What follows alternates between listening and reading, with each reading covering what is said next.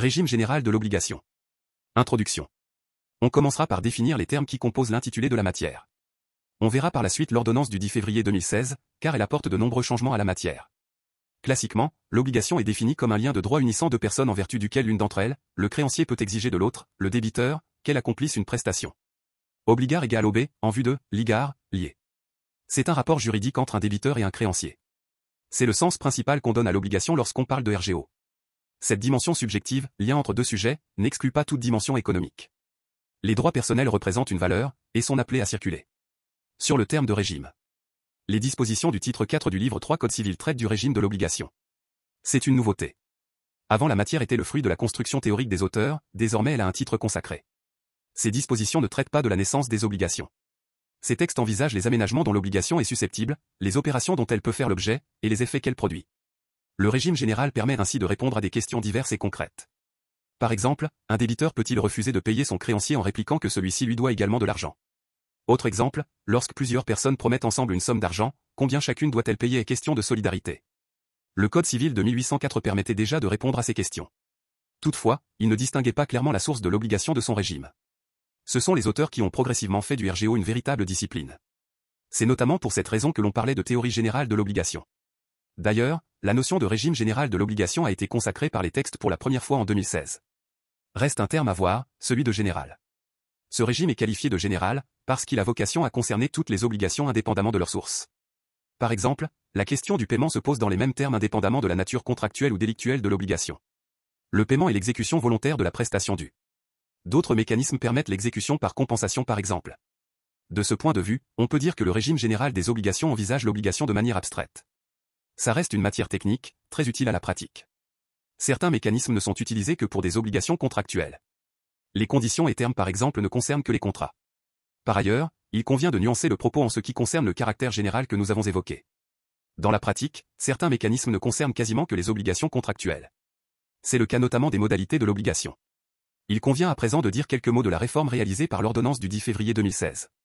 Ainsi, après une brève présentation de l'ordonnance, section 1, on verra que celle-ci comporte plusieurs nouveautés, section 2.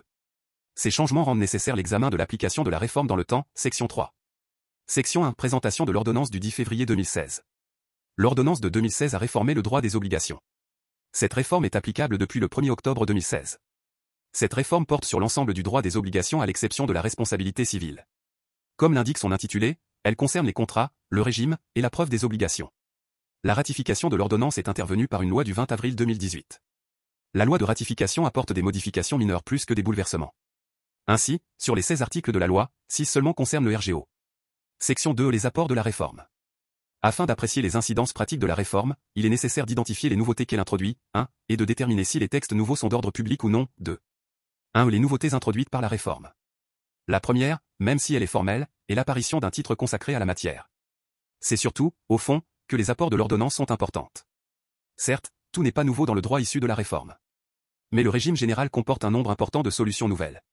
Par exemple, le fait que la réalisation d'une condition suspensive n'opère plus de manière rétroactive. L'ordonnance consacre également de nouvelles institutions qui étaient inconnues du Code civil de 1804. C'est notamment le cas de la cession de dette ou encore de la cession de contrat.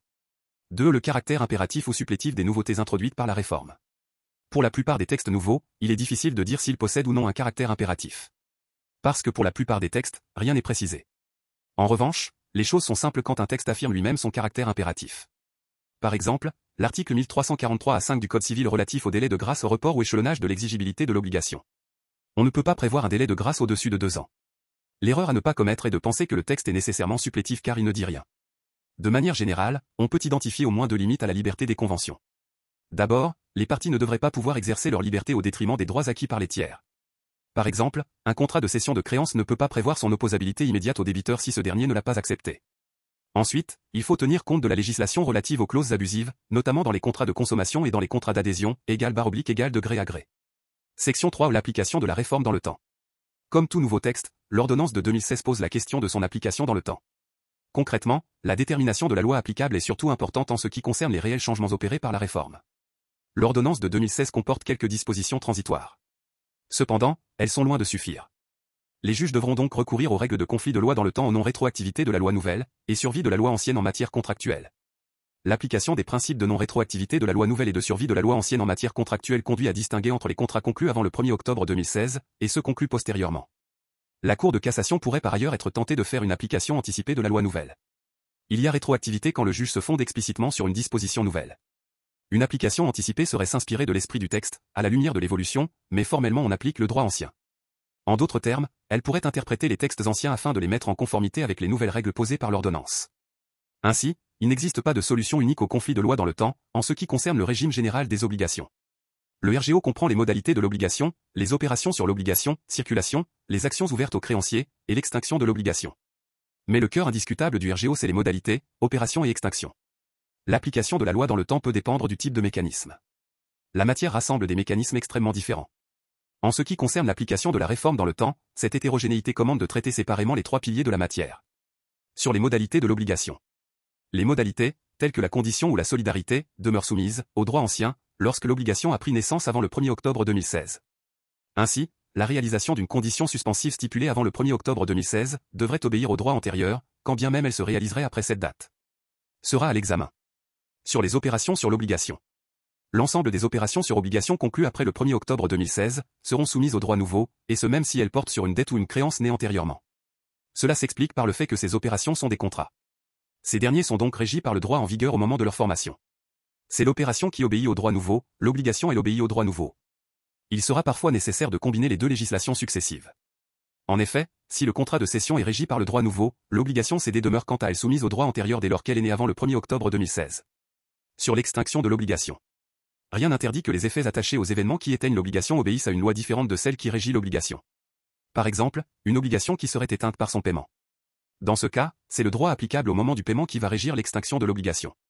Autrement dit, une obligation née avant le 1er octobre 2016 pourrait être éteinte après cette date en application du droit nouveau. On suit le droit applicable au moment où survient l'événement extinctif.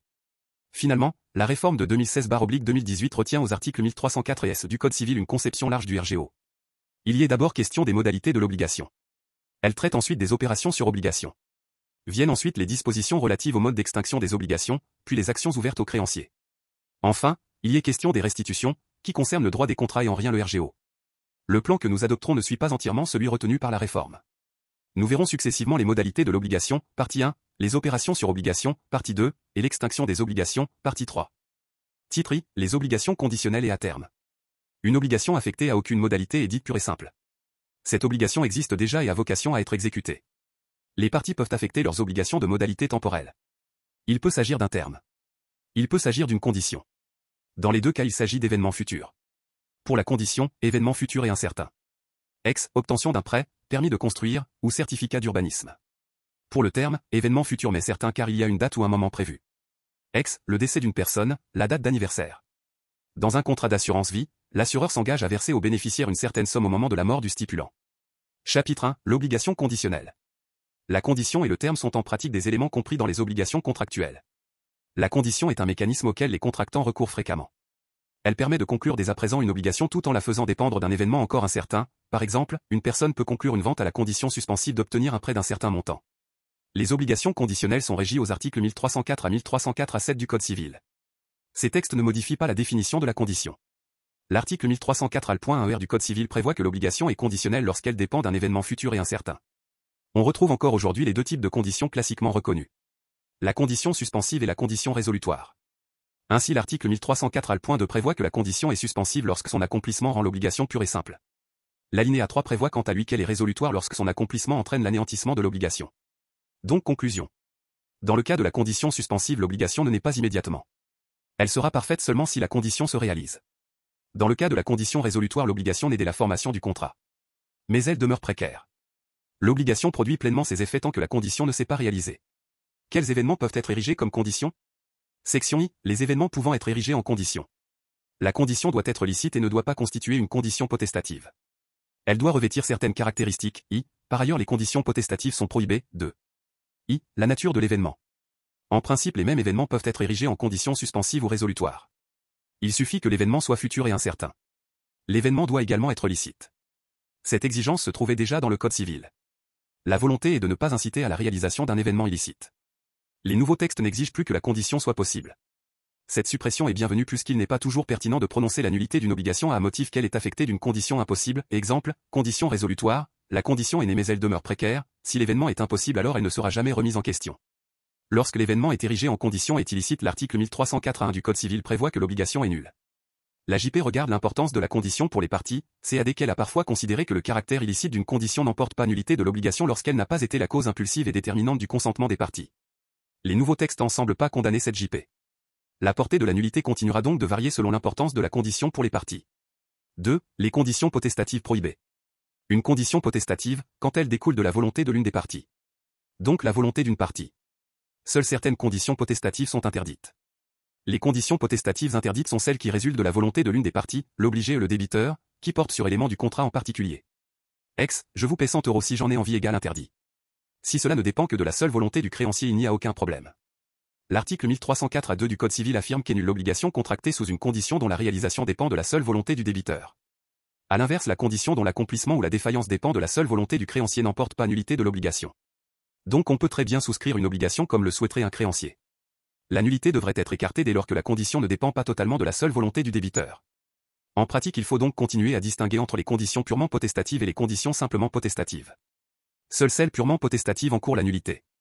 Cette distinction est très malaisée à mettre en œuvre. Sur ce point, il faut donc encore se référer à la JP antérieure. Qui dit purement potestative, dit que l'obligation est nulle. Mais la limité réside dans la peur de l'affaiblissement de l'obligation contractée. Mais si le débiteur agit, il paie par exemple, dans ce cas-là il n'y a aucune raison d'annuler la condition. L'article 1304-2 du Code civil précise que cette nullité ne peut être invoquée lorsque l'obligation a été exécutée en connaissance de cause. La règle était absente des anciens textes. Cela se rapproche de la nullité relative, qui ressemble à l'esprit de la confirmation de l'acte nul. Cette règle s'explique par le fait que l'exécution volontaire fait disparaître la cause de nullité. Section 2, la réalisation et la défaillance de la condition. On verra deux choses. Le délai de réalisation de la condition, après la conclusion de la promesse. Quelles conséquences attachées à une partie? Je m'engage à acquérir une villa sous réserve de l'obtention d'un prêt de 600 000 €, mais je demande 1,5 million à la banque égale faire exprès de ne pas obtenir le prêt. En pratique, la question se pose de savoir jusqu'à quand le jeu de la condition peut être admis. Lorsque les parties ont prévu un délai, la condition est censée avoir défailli lorsque le temps est expiré sans que l'événement soit arrivé. L'obligation demeure parfaite si la condition était résolutoire ou n'accède jamais à la positivité si elle était suspensive. Tout se complique quand les parties n'ont rien prévu.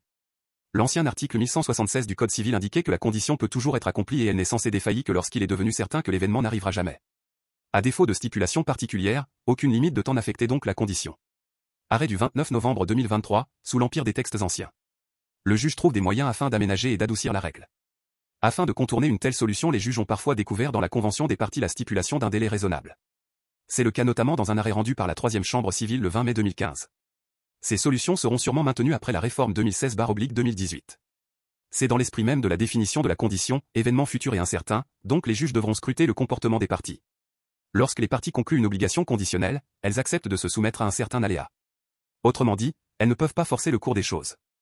L'ancien article 1178 du Code civil, qui prévoyait la sanction applicable lorsque le débiteur avait fait tout son possible pour l'obligation ne se produise pas, la condition est réputée accomplie lorsque c'est le débiteur obligé sous cette condition qui en a empêché l'accomplissement.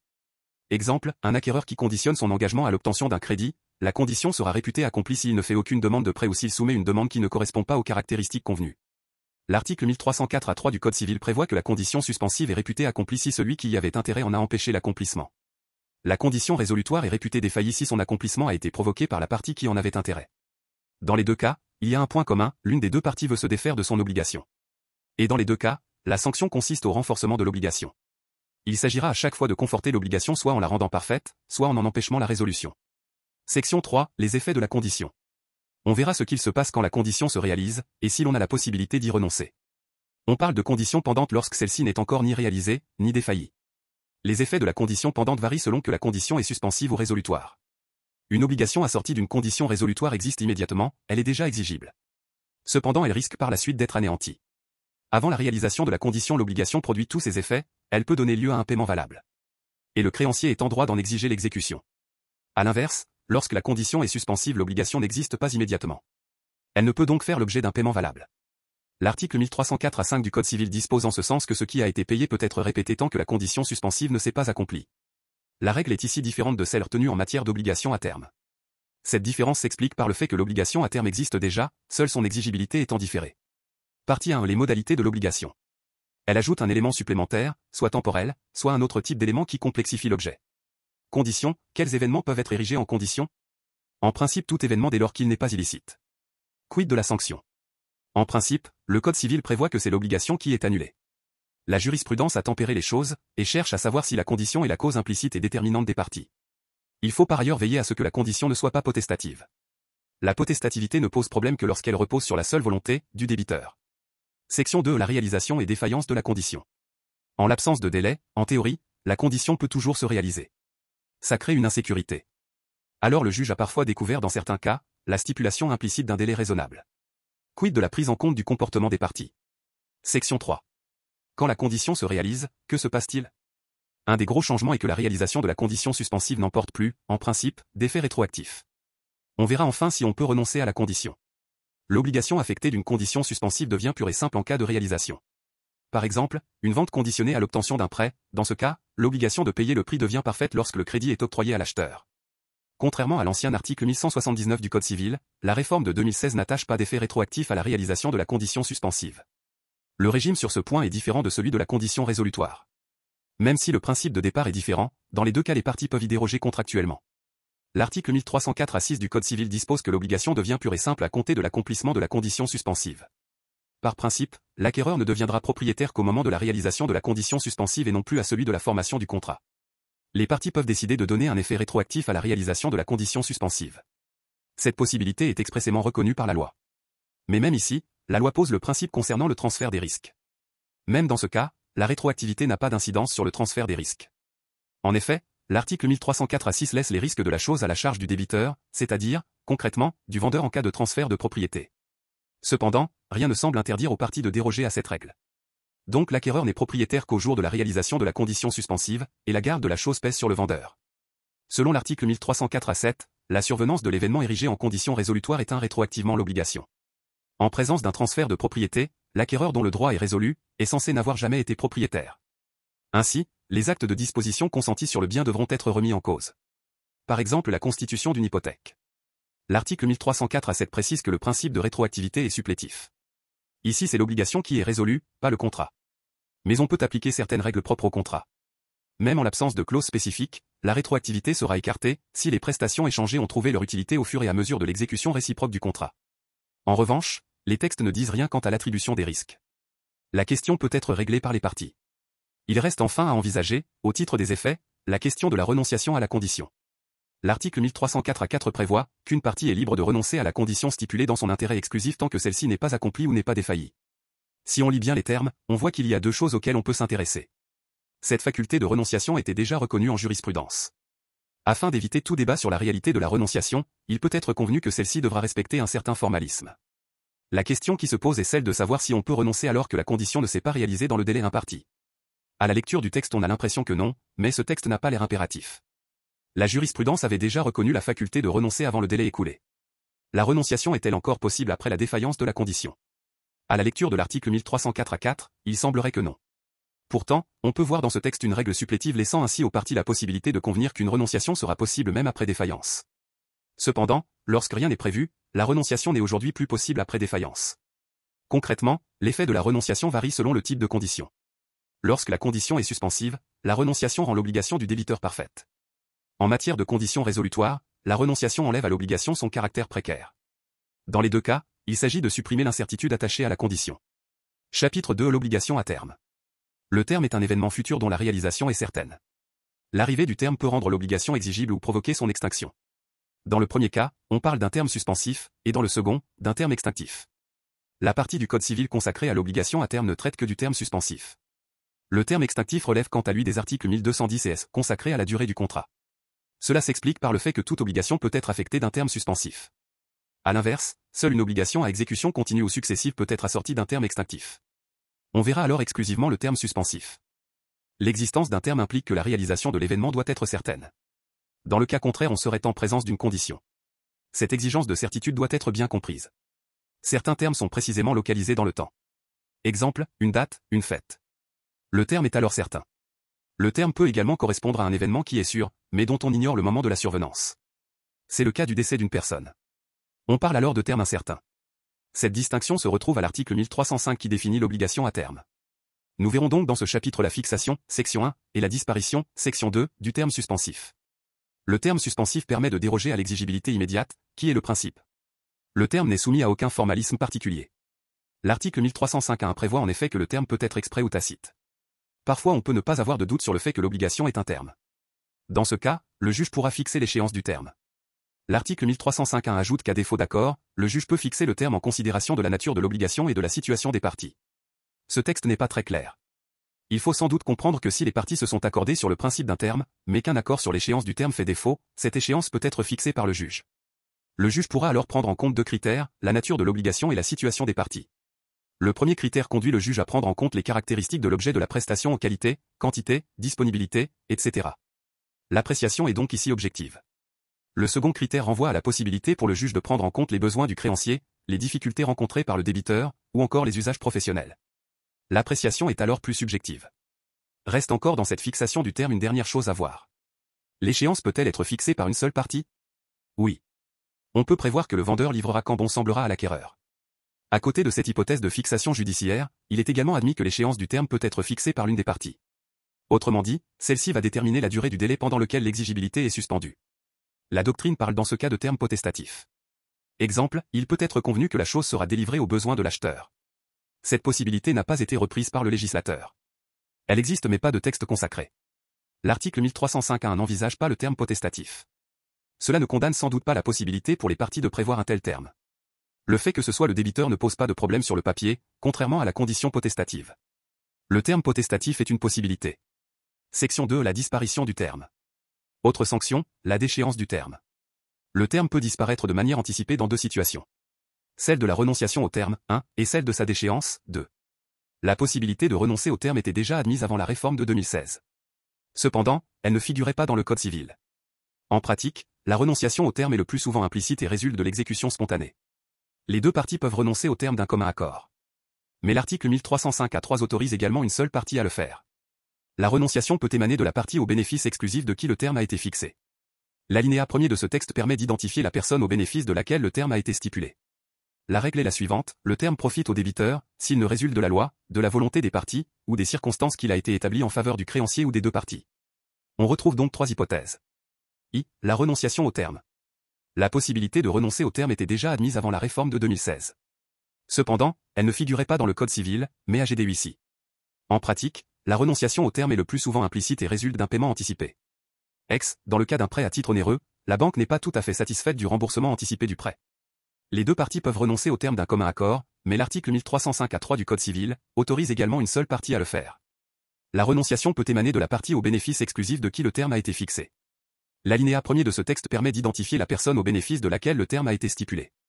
La règle est la suivante, le terme profite au débiteur, c'est le principe, car c'est l'esprit du terme, s'il ne résulte de la loi, de la volonté des parties, ou des circonstances qu'il a été établi en faveur du créancier ou des deux parties, on retrouve donc trois hypothèses. Le terme fixé en faveur du débiteur égale principe. Le terme bénéficie au débiteur à moins que. Cette présomption se comprend au regard du fonctionnement du terme. En suspendant l'exigibilité de l'obligation, le terme opère avant tout en faveur du débiteur. C'est le cas notamment pour le remboursement d'un prêt à titre gratuit. Le terme est prévu également en faveur des deux parties. Cela peut résulter de la convention mais aussi des circonstances, l'exemple caractéristique est celui du remboursement d'un prêt de somme d'argent avec intérêt. L'emprunteur a tout intérêt à profiter de la somme d'argent dans le délai convenu.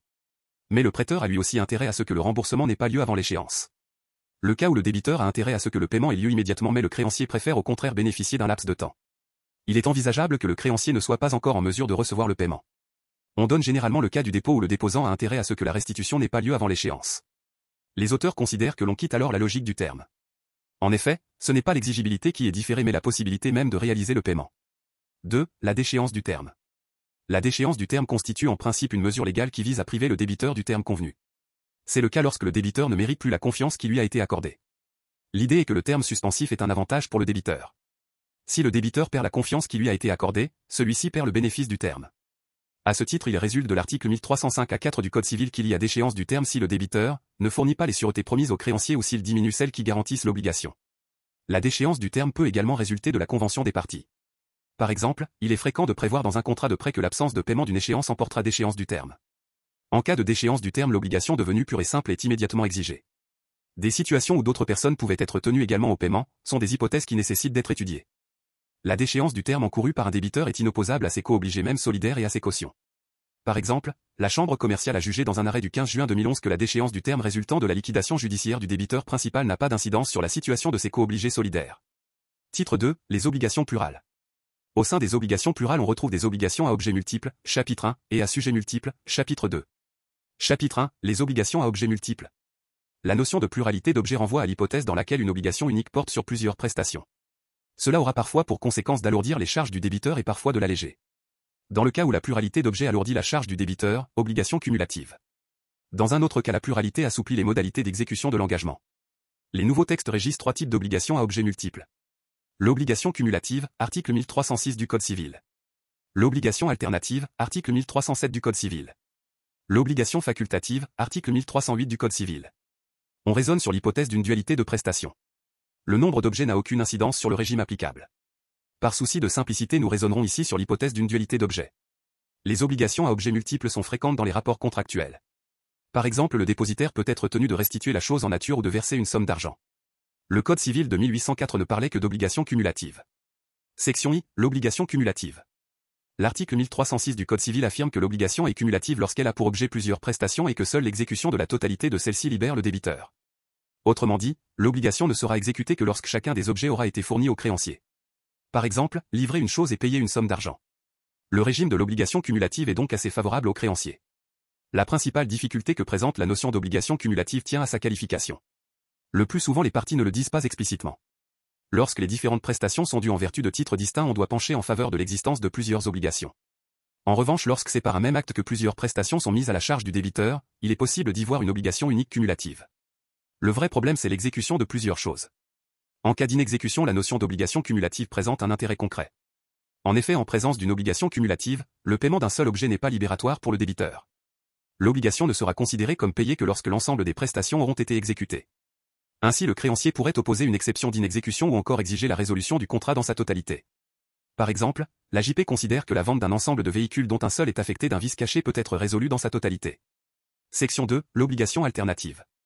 L'article 1307 du Code civil la définit en ces termes, l'obligation est alternative lorsqu'elle a pour objet plusieurs prestations et que l'exécution de l'une d'elles libère le débiteur.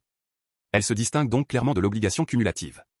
En effet, tandis que l'obligation cumulative donne lieu au paiement de plusieurs prestations, l'obligation alternative ne donne lieu qu'à un seul paiement. Cette obligation alternative est plus proche de l'obligation facultative, mais elle s'en distingue néanmoins, notamment en cas d'inexécution. Dans l'obligation alternative, je peux payer telle prestation ou telle autre. L'existence de plusieurs objets impose l'exercice d'un choix. L'existence d'un choix. Le choix de la prestation à exécuter. Ce choix s'opère par l'exercice d'une option, selon l'article 1307-1 du Code civil, le choix réalisé fait perdre à l'obligation son caractère alternatif. Ce choix est définitif, c'est-à-dire que la partie ayant opté ne peut plus revenir sur sa décision. À partir de quel moment l'option est-elle considérée comme exercée, le texte ne prévoit rien. Mais comme souvent les parties ont tout intérêt à régler explicitement la question. À qui appartient ce choix?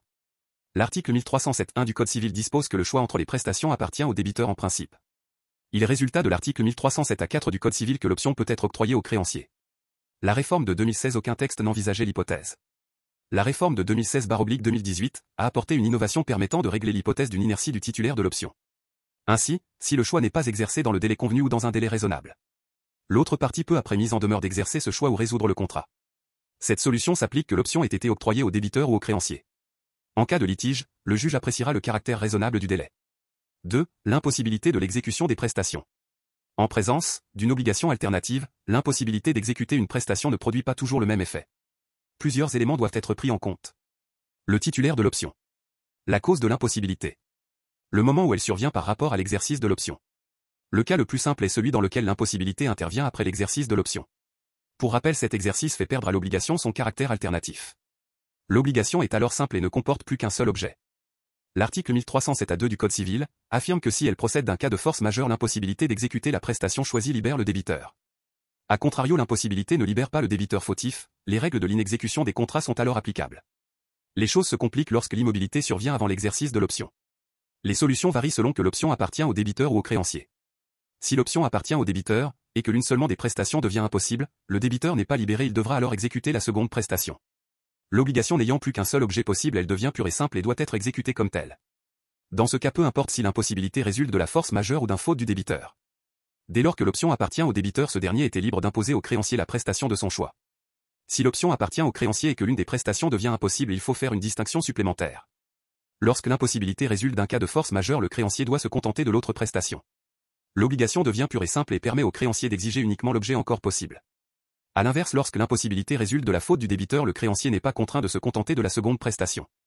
Il peut alors exercer un choix, soit demander la seconde prestation en nature, soit demander la première par équivalent. L'article 1307-5 du Code civil évoque l'hypothèse dans laquelle l'ensemble des prestations initialement convenues deviennent impossibles. Le débiteur n'est alors libéré que si l'impossibilité procède pour chacune d'un cas de force majeure. Section 3. L'obligation facultative. L'obligation facultative se rapproche de l'obligation alternative, le débiteur peut exécuter A ou B, mais sans distingue néanmoins. Elle permet à un débiteur de se libérer en payant l'un seulement des objets convenus. Cependant, les différentes prestations ne sont pas ici placées sur un même plan. Un seul objet est véritablement dû. Le débiteur dispose d'une simple faculté de se libérer en payant l'autre. Le caractère facultatif de l'obligation doit être bien compris, le débiteur n'a pas le choix de s'exécuter ou non. Il a juste le choix entre l'obligation principale et l'obligation accessoire, il dispose d'une option sur la façon de s'acquitter de sa dette. Le choix ici appartient au seul débiteur et non au créancier. Dans le cas contraire, on serait en présence d'une obligation alternative. Le principal enjeu de la distinction entre obligation alternative et facultative tient aux conséquences d'une impossibilité d'exécuter. Dans l'obligation alternative, cette impossibilité rend l'obligation pure et simple lorsqu'elle ne concerne qu'une seule prestation. Pour l'obligation facultative, la solution est différente car une seule prestation est véritablement due. L'impossibilité d'exécuter cette seule prestation suffit à libérer le débiteur. L'article 1308 du Code civil prévoit ainsi que l'obligation facultative est éteinte si l'exécution de la prestation initialement convenue devient impossible pour cause de force majeure. Si c'est la prestation facultative qui devient impossible, l'obligation devient pure et simple. Le débiteur perd sa faculté d'opter et doit exécuter la seule prestation qui forme l'objet de son obligation. Cette idée d'opter est très différente de l'obligation alternative et facultative. Chapitre 2. Les obligations à sujet multiple. Les articles 1309 et suivants du Code civil concernent les obligations à sujet multiple, CAD, des obligations qui relient plusieurs débiteurs et ou plusieurs créanciers. Par exemple, plusieurs personnes peuvent se porter acquéreurs d'un même bien, le prix de vente sera alors dû par plusieurs personnes ayant la qualité de débiteur. Exemple, le prêt. La loi distingue ici entre trois types d'obligations. L'obligation conjointe, qualifiée également d'obligation divise. L'obligation solidaire. L'obligation à prestation indivisible. Section I. Observation générale sur la pluralité de sujets. On a un principe de division des dettes. I. Le principe de division des dettes. L'article 1309 al.1 du Code civil dispose que l'obligation qui lie plusieurs créanciers ou plusieurs débiteurs se divise de plein droit entre eux. Le fait que cela se divise a des conséquences procédurales concrètes. Le principe, c'est que chacun paye pour sa part. La dette se divise en autant de créanciers que de parts. La solidarité et l'indivisibilité sont présentées comme deux exceptions à une division érigée en principe. En réalité, le principe de division ne s'applique pas à l'ensemble des obligations. En matière délictuelle et quasi-délictuelle, les co-responsables sont tenus in solidum.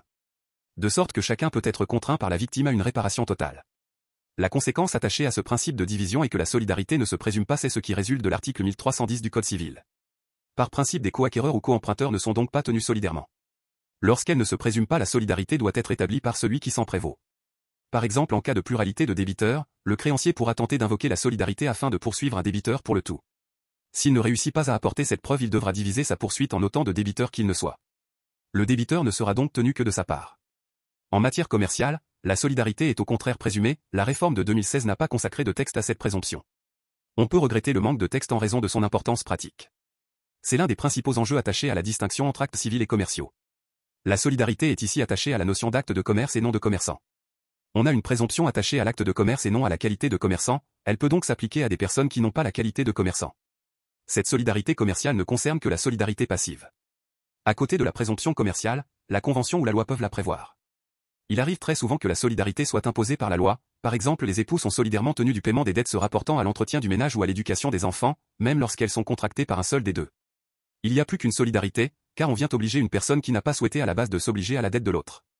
Lorsque la dette n'est ni solidaire, ni indivisible, il faut déterminer la part dont chaque débiteur est tenu ou dont chaque créancier est titulaire. L'article 1309 du Code civil précise que si elle n'est pas réglée autrement par la loi ou le contrat, la division a lieu par parts égales. En présence d'une dette dont sont tenus trois débiteurs, un tiers de celle-ci pèserait sur chacun. Les textes relatifs au RGO sont globalement explicites. Ce principe connaît notamment une exception en matière de succession. Dans ce cas, la loi prévoit que l'obligation se divise en fonction de la vocation successorale de chaque héritier. Même en dehors de tout contexte successoral, les parties peuvent convenir d'une répartition inégale de la dette. 2. Les notions non consacrées par la réforme. Lorsque plusieurs personnes causent un dommage, elles sont chacune tenues de réparer intégralement le préjudice de la victime. Leur dette ne se divise pas et l'on parle alors d'obligation in solidum. Cette notion n'est pas envisagée par les articles 1309 et suivants du Code civil. Ce silence, pourrait s'expliquer par le fait que cette notion qui est apparue en droit de la responsabilité civile concerne surtout les rapports extra-contractuels. Sur le fond, le maintien de la distinction entre obligation in solidum et obligation solidaire peut se discuter et cela a été discuté à l'occasion de la réforme. On peut se demander s'il s'agit véritablement de mécanismes autonomes. En effet, ces mécanismes partagent l'essentiel de leur régime, à savoir l'obligation des débiteurs au tout envers le créancier. Section 2, l'obligation solidaire. Le Code civil présente la solidarité comme une absence de division. Il y a une absence de division, néanmoins cette idée doit être précisée. En effet, même en matière de solidarité, les textes évoquent également la notion de part de chaque débiteur ou de chaque créancier. Cette notion de part joue un rôle déterminant au stade du recours après paiement. Les débiteurs ne contribuent à la dette que chacun pour sa part. De la même manière, le créancier solidaire qui reçoit seul le paiement en doit compte aux autres. L'indivision est ici interne, en ce sens, qu'elle joue uniquement dans les rapports des débiteurs et des créanciers entre eux. Cette forme de division ne heurte donc pas l'idée d'une unicité d'obligation. La notion de part peut également se manifester dans les rapports entre créanciers et débiteurs, c'est le cas notamment du régime de l'opposabilité des exceptions par un débiteur solidaire. En matière d'obligation solidaire, le Code civil ne règle pas la question de la détermination de la part de chaque débiteur ou de chaque créancier. La division a lieu en principe à égalité sauf si la loi ou la convention en prévoit autrement. La solidarité active. Hypothèse où il y a plusieurs créanciers. La solidarité active suppose qu'un débiteur soit tenu à l'égard de plusieurs créanciers, dont chacun peut exiger un paiement total. La conséquence principale, chacun des créanciers peut demander l'intégralité de la somme. La qualité de débiteur solidaire n'implique pas automatiquement la qualité de créancier solidaire pour les sommes dues au titre d'un même contrat. La présomption de solidarité en matière commerciale ne concerne pas la solidarité active. Le premier effet de la solidarité active est de permettre à chaque créancier d'exiger et de recevoir le paiement intégral de l'obligation.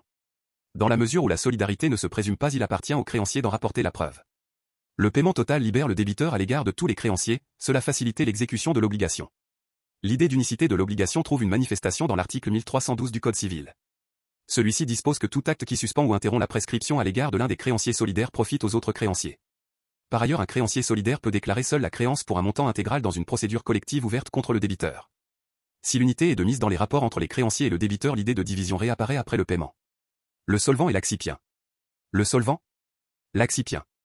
En effet, le créancier accipient doit compte de ce paiement aux autres. Par conséquent, le produit de l'obligation se répartit entre eux, à hauteur de leur part respective. Le créancier accipient n'est pas obligé de rendre compte aux autres créanciers au jour où il reçoit paiement. Donc s'il devient insolvable, cela va peser sur les créanciers. Il y a un risque d'insolvabilité de l'accipient. Par ailleurs, la part personnelle de chaque créancier dans l'obligation joue également un rôle en ce qui concerne le régime des exceptions. 2. La solidarité passive. Elle est traitée aux articles 1313 à 1318 du Code civil. Ici on adopte une démarche où il y a plusieurs débiteurs. Sa présentation nécessite de s'intéresser aux rapports entre les débiteurs et le créancier et codébiteur. A. Les rapports débiteurs-créanciers. Dans ce rapport vertical, on s'intéresse aux effets principaux. Il sera ici question des effets principaux de la solidarité passive, de leurs effets secondaires et de la question de l'opposabilité des exceptions par les débiteurs. Les effets principaux. L'article 1313 du Code civil prévoit les effets principaux de la solidarité passive. Chaque débiteur est tenu de payer l'intégralité de la dette et son paiement libère les autres. Cela lui fait autant de potentiels débiteurs solvables. Le créancier est libre de poursuivre le débiteur de son choix. Les poursuites exercées contre l'un des codébiteurs solidaires n'empêchent pas le créancier d'agir contre les autres. De plus, le créancier n'est pas tenu de mettre en cause les débiteurs qu'il n'entend pas poursuivre directement. Les effets de la solidarité passive se manifestent également en cas d'inexécution de l'obligation. L'article 1319 du Code civil prévoit que les codébiteurs solidaires répondent solidairement de l'inexécution de l'obligation. Les effets secondaires. La suspension de la prescription marque une pause dans le délai. L'interruption arrête de faire courir le délai de prescription et le reprend à zéro. La suspension et l'interruption ne frappent pas les mêmes délais. L'article 1206 ancien du Code civil prévoyait que l'interruption de la prescription à l'égard de l'un des débiteurs produit effet à l'égard des autres. Ce texte n'est pas repris par la réforme de 2016. La solution ressort déjà des dispositions relatives à la prescription. En effet, ces dernières ne visent que l'interruption de la prescription et non sa suspension. Il n'y a pas d'effet collectif de la suspension de la prescription en cas de solidarité passive. Par ailleurs, l'article 1314 du Code civil prévoit que la demande d'intérêt formée contre l'un des débiteurs solidaires vaut à l'égard de tous. Les autres effets secondaires ne sont pas envisagés expressément par la réforme de 2016. Pour ces effets secondaires, il est probable que les solutions antérieures seront maintenues, par exemple, la jurisprudence a pu juger que le jugement rendu contre l'un des débiteurs est opposable aux autres. L'opposabilité des exceptions. En ce qui concerne les empestons, l'article 1315 du Code civil. Commune à tous les débiteurs. Exception personnelle à chaque débiteur. Le texte en donne quelques exemples. Sont ainsi présentés comme des exceptions communes la nullité ou la résolution. Au titre des exceptions personnelles, la loi n'évoque que l'octroi d'un terme.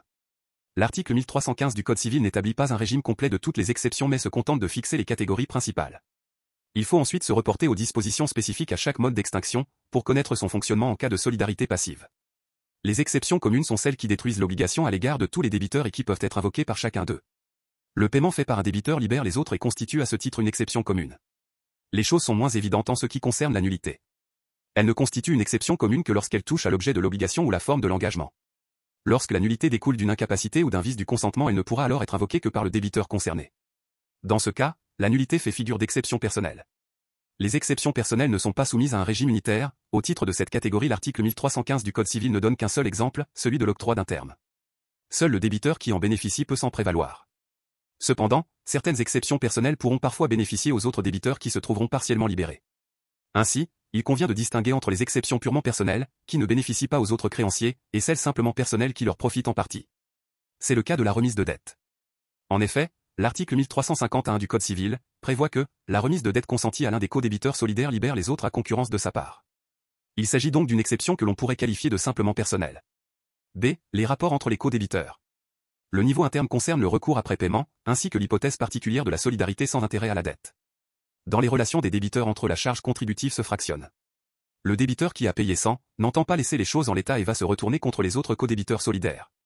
L'article 1317 du Code civil prévoit qu'entre les codébiteurs solidaires ne contribuent à la dette que chacun pour sa part. Le texte ajoute que celui qui a payé au-delà de sa part dispose d'un recours contre les autres à propension ou proportion, allez voir, de leur part.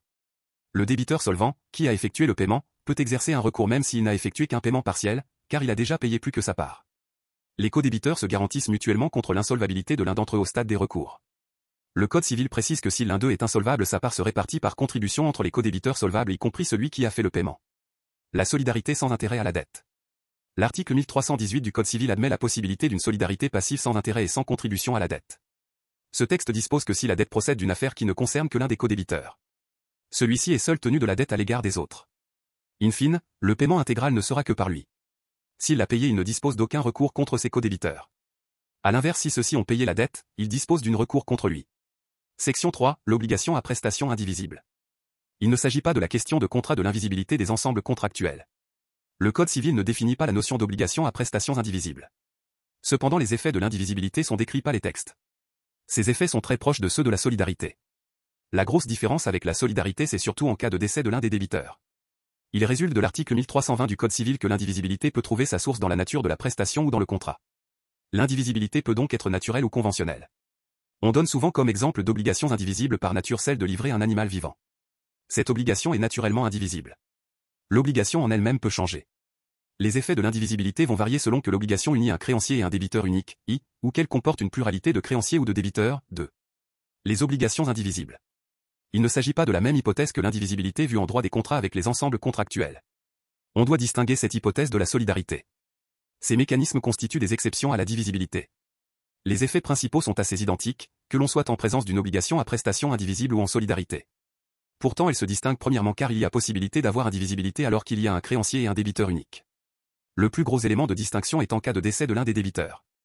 1. Les effets en présence d'un créancier et d'un débiteur unique. Le Code civil envisage l'indivisibilité uniquement comme une sorte d'obligation à sujet multiple. Pourtant, l'indivisibilité peut parfaitement exister entre un créancier et un débiteur unique. Il est vrai qu'en présence d'un créancier et d'un débiteur unique, l'indivisibilité présente un enjeu plus réduit. En effet, le créancier peut toujours exiger le paiement total de la prestation. Autrement dit, peu importe que l'objet soit divisible ou indivisible, le créancier peut dans tous les cas refuser un paiement partiel. Lorsque l'indivisibilité est stipulée entre un créancier et un débiteur unique, elle vise principalement à éviter le fractionnement de l'obligation en cas de décès du débiteur. Elle joue alors le rôle d'une garant. Alors qu'en présence d'une obligation indivisible, la solidarité se poursuivra à l'infini. Plus on aura d'héritiers, plus on aura de débiteurs. 2. Les effets en présence d'une pluralité de créanciers ou de débiteurs. Le législateur a pris certaines règles applicables à la solidarité, mais pas toutes. En présence d'une pluralité de créanciers, l'article 1320 prévoit que chacun des créanciers d'une obligation à prestation indivisible peut en exiger et en recevoir le paiement intégral sauf à rendre compte aux autres. C'est proche de la solidarité active. On croirait lire l'article 1311. En effet, les différences avec la solidarité sont parfois peu perceptibles. Néanmoins, elles existent. Par exemple, on ne retrouvera en matière d'indivisibilité, une règle précisant que l'interruption de la prescription à l'égard d'un créancier profite aux autres. En présence d'une pluralité de débiteurs, l'article 1320 prévoit que chacun des débiteurs d'une telle obligation en est tenu pour le tout. Cette formule fait écho aux dispositions relatives à la solidarité passive. On peut relever également que l'indivisibilité produit certains effets secondaires de la solidarité. Ainsi, l'interruption de la prescription à l'encontre d'un débiteur. L'effet est alors identique en présence de solidarité ou d'une indivisibilité. Cependant, certains effets secondaires Aucun texte n'envisage la question de l'opposabilité des exceptions par les codébiteurs d'une obligation indivisible. 3. Les effets en cas de décès du créancier ou débiteur. L'indivisibilité affecte l'obligation davantage que la solidarité. En effet, la solidarité ne joue pas à l'égard des héritiers du débiteur solidaire. En effet, les héritiers ne sont alors tenus que pour leur part. L'indivisibilité s'impose quant à elle aux héritiers du débiteur. Ces derniers sont donc ici tenus pour le tout. Par conséquent, le décès d'un débiteur n'entraîne pas ici un fractionnement de l'obligation, mais permet aux créanciers de bénéficier d'une multiplication des débiteurs. C'est la raison pour laquelle il est fréquent de stipuler qu'une obligation sera solidaire et indivisible. Partie 2. Les opérations sur obligation. L'obligation est avant tout un lien unissant un créancier et un débiteur. Cette définition implique qu'une obligation n'est toujours entre deux sujets de droit déterminés. Cependant, une partie peut être remplacée au cours de l'existence de l'obligation. Ainsi, un créancier peut transmettre à un tiers sa créance et à un débiteur sa dette. Dans ces deux cas, on dit que l'obligation circule. La reconnaissance d'opération sur obligation implique de ne plus seulement voir l'obligation comme un lien de droit, mais également comme une valeur. Diverses techniques permettent la circulation des obligations. Dans certains cas, l'obligation est transmise sans être modifiée. On parle alors d'opération translative. Dans d'autres cas, un tiers devient créancier ou débiteur d'une obligation nouvelle. On parle alors d'opération créatrice. Les articles 1321 et S regroupent la plupart des opérations sur obligation. Néanmoins, ces textes ne traitent pas de la subrogation personnelle. Pourtant celle-ci constitue un instrument de circulation des obligations. Par ailleurs, il existe aux côtés de la cession de créances de droit commun tout un ensemble de régimes spéciaux, que l'on n'étudiera pas. Les articles 1321 et S n'envisagent donc pas l'intégralité des opérations sur obligation. L'ordonnance de 2016 a également consacré la cession de contrat.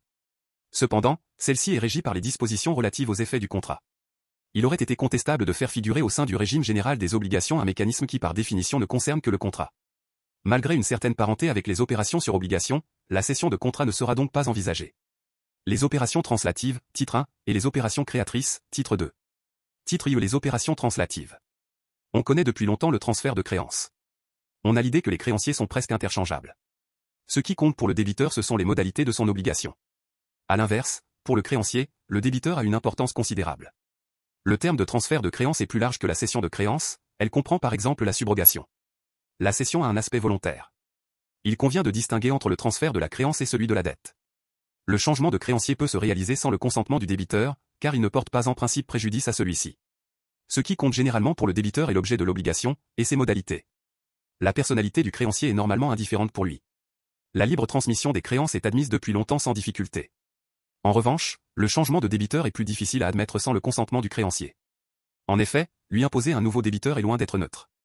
Pour cette raison, le droit français a longtemps été réfractaire à la transmission de dette. Nous verrons donc le transfert de la créance, chapitre 1, puis le transfert de la dette, chapitre 2.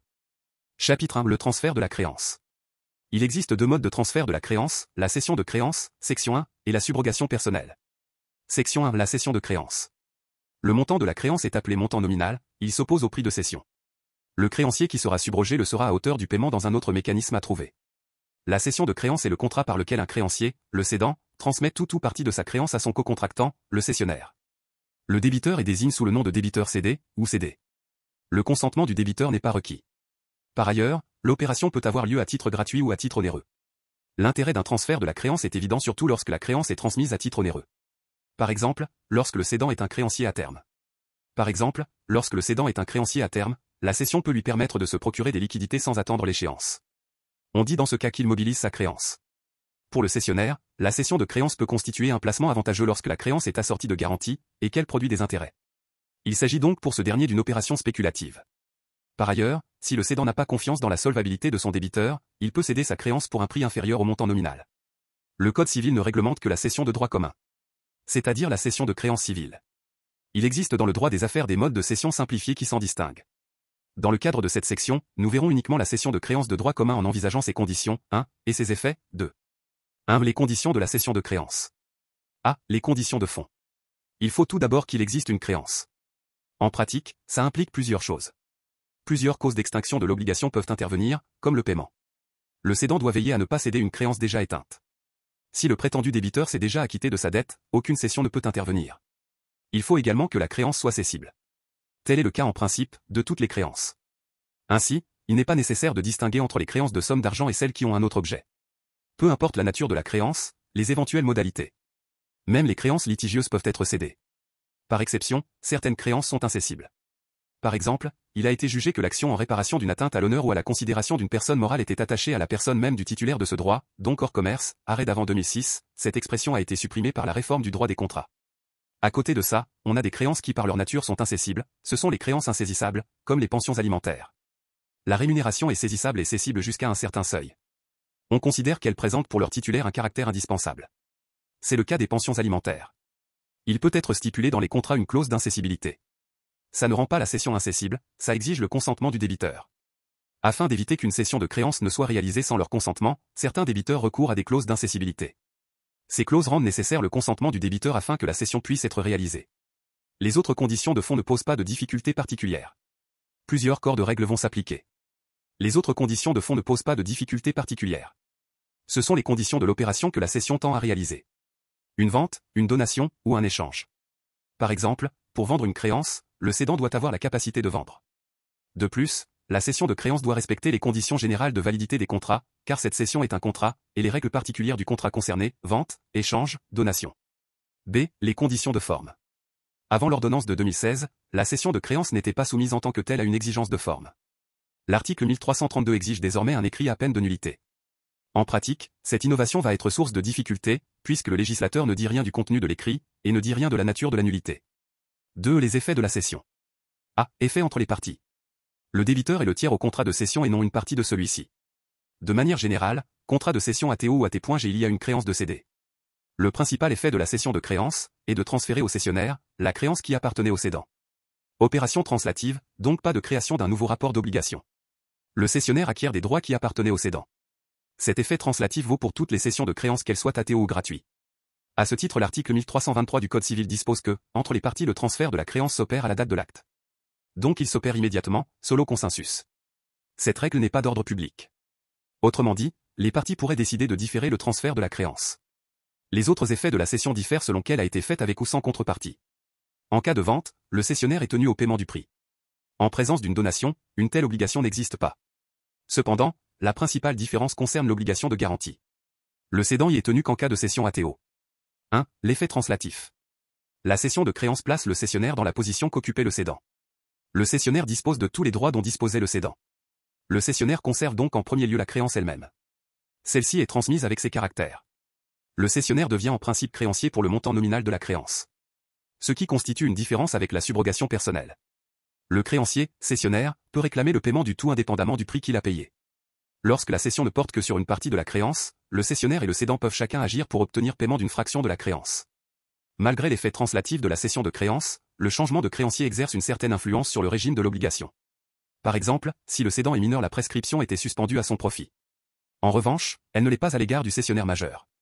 Cela est conforme à la conception moderne de la cession de créance. En effet, le cessionnaire acquiert une créance mais également la qualité de créancier. Le transfert des droits du cédant au cessionnaire s'étend aux accessoires de la créance.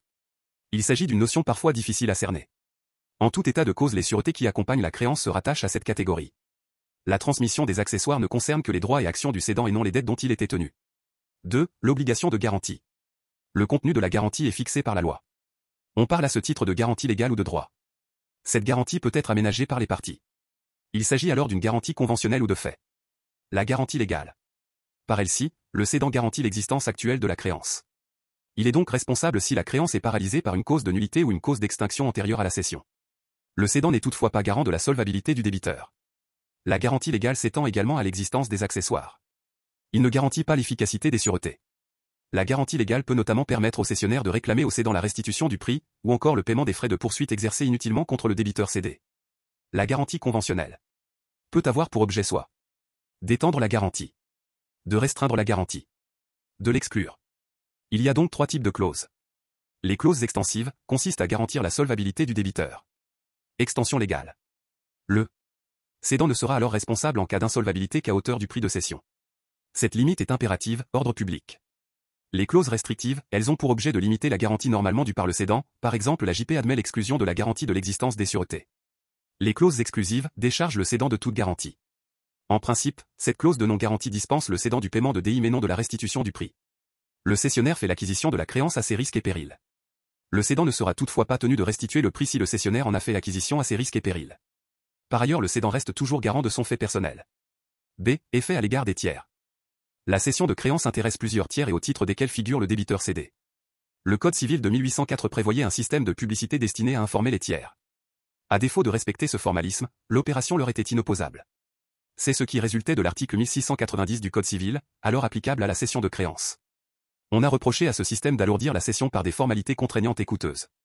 L'article 1690 du Code civil n'a pas été supprimé. Cependant, il n'est plus aujourd'hui applicable au transfert de créances. Désormais l'article 1323 du Code civil prévoit que la cession est immédiatement opposable au tiers, sans aucune formalité, à l'exception du débiteur pour lequel une formalité reste de mise. 1. Les effets à l'égard du débiteur cédé. La cession de créance n'est efficace que si le cessionnaire peut opposer son droit au débiteur cédé. À défaut, le cessionnaire ne peut obtenir le paiement de ce dernier. En revanche, lorsque l'opposabilité est acquise, le débiteur ne peut en principe refuser de payer sa dette. À moins que le débiteur puisse opposer au cessionnaire certaines exceptions. A. L'opposabilité de la cession au débiteur.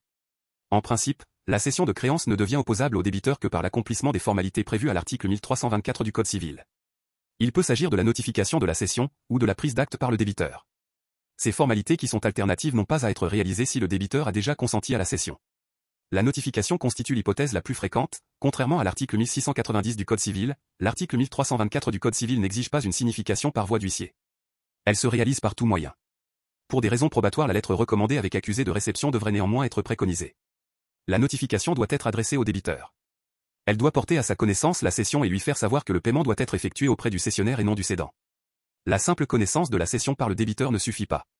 L'opposabilité peut également résulter de la prise d'acte de la cession par le débiteur. Le législateur a semble-t-il voulu admettre que le débiteur puisse considérer que le cessionnaire comme son créancier alors même qu'il n'aurait pas reçu notification. Par exemple, pour payer directement entre les mains du cessionnaire ou plus généralement pour profiter d'un avantage qu'il pourrait tirer de sa relation avec le cessionnaire. Enfin, l'article 1324 du Code civil dispense de notification ou de prise d'acte si le débiteur a déjà consenti à la cession. L'hypothèse est celle dans laquelle le débiteur a été associé à la cession à laquelle il a directement consenti. Avant la réalisation des formalités, la cession ne produit pas d'effet à l'égard du débiteur, car inopposable jusqu'au moment des formalités. Celui-ci peut donc continuer à tenir le cédant pour son créancier. Le paiement réalisé entre les mains du cédant est pleinement libératoire. À compter de l'accomplissement des formalités, le cédé devient le débiteur du cessionnaire et uniquement de celui-ci. Ainsi, le paiement du cédant ne libère pas ici le débiteur qui reste tenu envers le cessionnaire. Qui paie mal paie deux fois. B. Les moyens de défense du débiteur. Le débiteur peut opposer au cessionnaire toutes les exceptions dont il pouvait se prévaloir à l'égard du cédant. Concrètement, dans les cas où le débiteur aurait eu le droit de ne pas payer le cédant, il pourra refuser de payer le cessionnaire. Cette règle de l'opposabilité des exceptions n'est qu'une application du principe qui interdit de céder plus de droits que l'on en a. L'article 1324 du Code civil distingue deux catégories d'exceptions. Les exceptions inhérentes à la dette. Les exceptions nées des rapports du débiteur avec le cédant. La doctrine par esprit de parallélisme parle d'exceptions inhérentes et extérieures à la dette. 2. Les effets à l'égard des autres tiers. L'article 1323 du Code civil prévoit désormais que le transfert de la créance est opposable aux tiers dès la date de l'acte. Les tiers autres que le débiteur. C'est donc à la date de la cession que le cessionnaire est réputé acquérir la créance, à l'égard des autres tiers. Ce nouveau principe de l'opposabilité immédiate, de la cession aux tiers, possède une importance particulière en cas de conflit entre cessionnaires successifs. C'est l'hypothèse de celui qui avait fait le formalisme en premier qui était considéré comme le véritable cessionnaire, de nos jours c'est celui qui cède en premier qui est le cessionnaire. Selon l'article 1325, le concours entre cessionnaires successifs d'une créance se résout en faveur du premier en date. C'est celui qui a le titre le plus ancien qui l'emporte. La subrogation personnelle. Il faut bien la différencier de la cession de créance. La subrogation renvoie à l'idée de remplacement. En droit des obligations, il s'agit du cas où un tiers remplace le créancier initial pour agir en lieu et place de celui-ci contre le débiteur. La subrogation personnelle renvoie à l'hypothèse plus précise, lorsqu'un tiers paye une dette à la place du débiteur, il prend la place du créancier initial, afin de pouvoir exiger plus facilement un remboursement de la part du débiteur. La subrogation personnelle est donc un transfert de créance, réalisé à l'occasion d'un paiement. Il s'agit d'un paiement translatif. Outil de circulation de créances et modalités de paiement. Les conditions pour qu'une personne soit en capacité de faire un paiement ou une cession ne sont pas les mêmes. L'ordonnance de 2016 maintient la distinction entre subrogation légale et subrogation conventionnelle. Si la subrogation intervient à l'initiative du créancier ou qu'elle intervient à l'initiative du débiteur. La subrogation conventionnelle se décline en deux branches. La subrogation qui intervient à l'initiative du créancier. La subrogation qui intervient à l'initiative du débiteur. Les articles 1346 et suivants du Code civil précisent les conditions de réalisation de ces différents types de subrogation, I. Par ailleurs, ces textes en précisent les effets, 2, et les conditions d'opposabilité, 3. I. Les différentes formes de subrogation. A. La subrogation légale. On voit une hypothèse où les parties n'ont rien précisé en ce qui concerne la subrogation, mais par les caractéristiques de la subrogation on va pouvoir être fixé. Cette forme de subrogation est régie par l'article 1346 du Code civil. Elle opère automatiquement sans avoir à être consentie par l'accipient ni même à être établie dans un acte. On peut très bien avoir quelqu'un qui paye la créance inutile et qui se retrouve subrogé dans les droits du créancier initial sans qu'il n'y ait besoin de formalité. Le paiement doit simplement avoir été réalisé par un tiers intéressé et libérer le débiteur envers le créancier initial. Par exemple, cela concerne le cautionnement ou encore la solidarité passive. Le paiement se prouve par tout moyen, tout comme l'intérêt légitime du tiers. Ces conditions la changent dans le sens d'un élargissement des cas dans lesquels on trouve une subrogation légale. La rédaction de l'article 1346 du Code civil est plus étendue que celle de l'ancien article 1251. En effet, si la subrogation suppose toujours que le paiement est libéré le débiteur, la loi exige désormais que le solvant ait un intérêt légitime au paiement. Cependant, un tiers totalement étranger à la dette et n'ayant pas d'intérêt particulier à l'acquitter ne devrait pas bénéficier de la subrogation légale. Ce n'est pas parce que quelqu'un qui n'est pas débiteur paye la dette se retrouve subrogé dans les droits du créancier. B. La subornation conventionnelle par le créancier. La subrogation conventionnelle, article 1346 du Code civil, s'opère à l'initiative du créancier lorsque celui-ci recevant son paiement d'une tierce personne la subroge dans ses droits contre le débiteur. Le créancier initial est d'accord pour qu'en cas de paiement de la part d'un tiers, celui-ci prenne sa place. On peut s'interroger sur la forme que doit revêtir cette convention. La loi indique que la subrogation doit être expresse, pas forcément sous forme d'écrit, juste une volonté bien manifestée. Cependant, la loi ne fait pas de la subrogation un acte solennel. Le créancier initial va donner au moment du paiement un document à la personne qui est subrogée, quittance subrogative. Le plus souvent la volonté de subroger est manifestée par la délivrance d'un quittance subrogative. La paiement emporte un effet extinctif. Donc si on paye égale plus de dette. Donc la subrogation doit intervenir au plus tard au moment même du paiement. Elle doit avoir lieu au plus tard au moment du paiement, cela se comprend dans la mesure où le paiement revêt un caractère extinctif. La subrogation a posteriori est donc impossible, car cela supposerait de faire renaître une obligation déjà éteinte. C'est ce qui résulte de l'article 1346-1 du Code civil. Cette exigence de concomitance n'empêche pas le créancier de consentir par avance à une subrogation appelée à intervenir lorsqu'il recevra paiement. L'ordonnance de 2016 consacre expressément cette possibilité qui était déjà admise en JP. C'est la subrogation conventionnelle par le débiteur. Cette forme du subrogation s'éloigne sensiblement de la cession de créance. L'esprit de l'opération est différent. Elle intervient lorsque le débiteur empruntant une somme à l'effet de payer sa dette subroge le prêteur dans les droits du créancier. Article 1346-2 du Code civil. Ce mécanisme permet au débiteur d'emprunter une somme auprès d'un nouveau prêteur pour rembourser sa dette initiale tout en offrant à ce prêteur les garanties antérieurement consenties au premier créancier. Le prêt substitutif. Le concours du créancier initial n'est pas exigé pour la réalisation de l'opération. Si ce concours n'est pas exigé, il a quand même des incidences sur certains éléments de formalisme. Cependant, ce concours du créancier initial n'est pas sans incidence sur le formalisme de la subrogation par le débiteur. En effet, lorsque le créancier initial prête son concours à l'opération, les exigences sont alors réduites. Il suffit que la subrogation soit expresse et que la quittance donnée par le créancier indique l'origine des fonds. En l'absence de concours du créancier, le formalisme est BCP plus lourd, dans ce cas, le recours à l'acte authentique est imposé. 2. Les effets. En dépit de l'effet translatif de la subrogation, la créance transmise par cette voie subit certaines modifications. Il y en a deux principalement. La créance ne produit plus les mêmes intérêts. Que faire en présence de plusieurs créanciers? Par exemple, le débiteur solidaire qui paye et exerce un recours contre les autres ne pourra se prévaloir de la solidarité alors même qu'il bénéficie de la subrogation légale. Par ailleurs, la créance transmise par subrogation ne produit plus intérêt au taux initialement convenu. Pour le reste, la créance conserve ses caractères et ses modalités. Surtout ses accessoires lui restent attachés. Le paiement d'une obligation doit en principe être intégral. Le créancier demeure cependant libre d'accepter un paiement partiel. Dans ce cas, la subrogation opère dans la limite de ce que le solvant a payé. Selon la formule JP, la subrogation est à la mesure du paiement.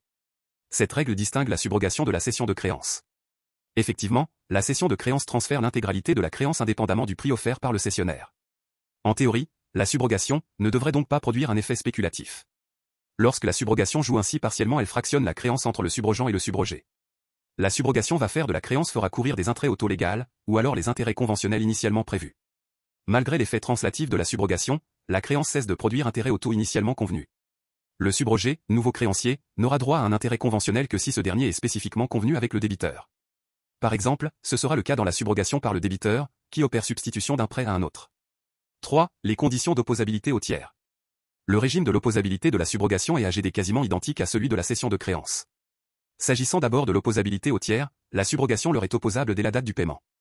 C'est ce qui résulte de l'article 1346-5 du Code civil. Ainsi, en cas de conflit avec un tiers, le subrogé l'emporte dès lors que le paiement est intervenu avant que le titre du tiers soit lui-même devenu opposable.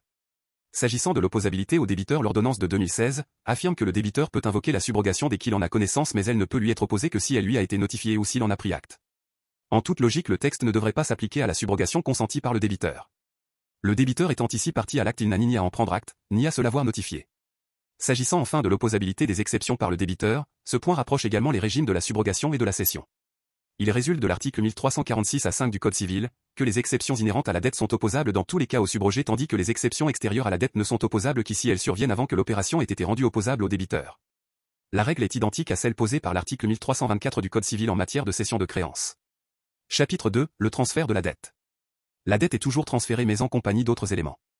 Le transfert d'une dette peut se réaliser dans des circonstances très différentes.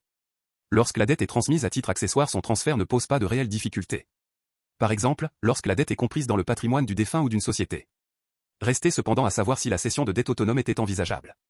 Pendant longtemps la réponse était négative, depuis l'ordonnance de 2016, ce mécanisme a été consacré en droit français.